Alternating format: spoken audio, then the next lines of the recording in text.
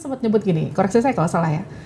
Di Tiongkok itu Tesla udah nggak pakai nikel, mereka udah pakai LFP di situ. Dan ini kemudian jadi salah satu materi yang diperdebatkan ketika debat kemarin yang sempat di-mention oleh Gibran anti nikel.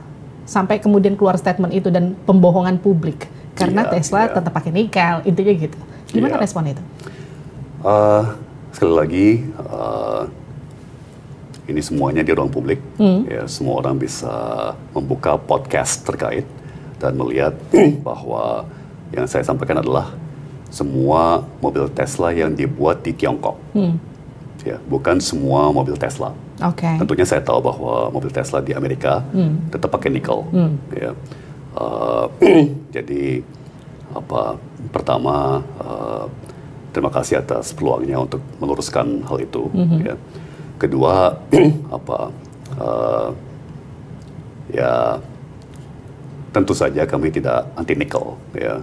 Itu seperti mengatakan kami anti air atau anti oksigen atau anti kayu, ya kan? Mungkin yang dimaksud Mas Gibran itu kok tidak berpihak kepada produksi nasional, ya kan?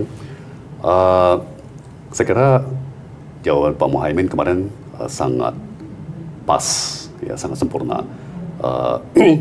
Kita tentunya tidak anti hilirisasi. Yang kita anti adalah hilirisasi yang ugal-ugalan.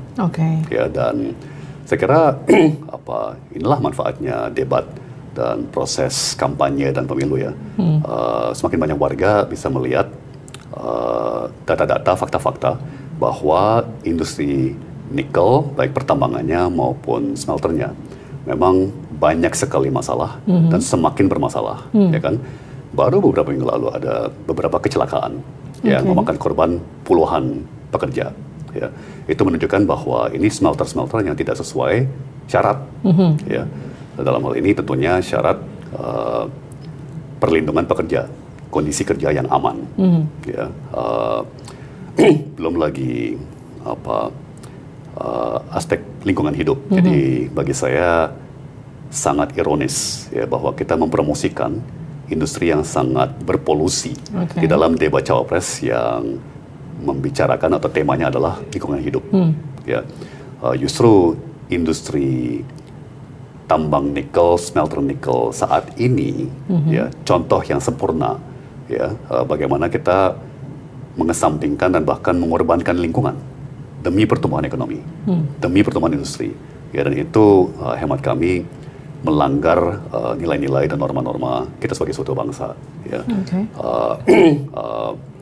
Makanya Pak Anies dan saya menggagas suatu konsep yaitu kebijakan berbasis nilai.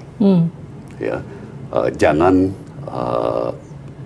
berbasis transaksional. Jadi jangan murni atas dasar untung rugi.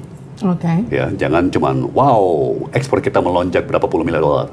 Ya, tapi harus dilihat secara komprehensif. Ya, bagaimana dampak kepada lingkungan, bagaimana dampak kepada isu sosial, ya, bagaimana dampak kepada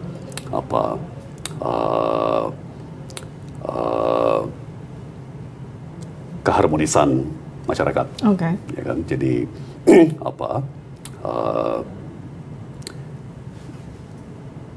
kedua begini,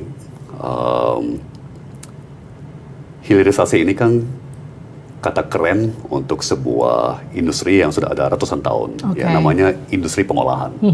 Ya, industri pengolahan itu tersebar di mana-mana. Ya, Kota Surabaya misalnya, seperempat daripada ekonomi Kota Surabaya itu adanya di industri pengolahan.